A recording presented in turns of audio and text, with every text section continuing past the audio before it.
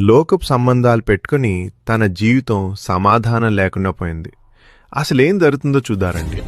ఒక సమరయ స్త్రీ ఒంటరిగా ఊరు బయట బావి దగ్గరికి వచ్చింది. ఎప్పుడూ ఇదే సమయం, మధ్యాహ్నం 12 గంటలకు.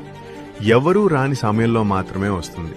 ఆమె చేతిలో నీళ్లకుండ మాత్రమే కాదు, ఆమె గుండెల్లో సిగ్గు, విరిగిపోయిన సంబంధాలు, ఒంటరితనం కూడా ఉన్నాయి.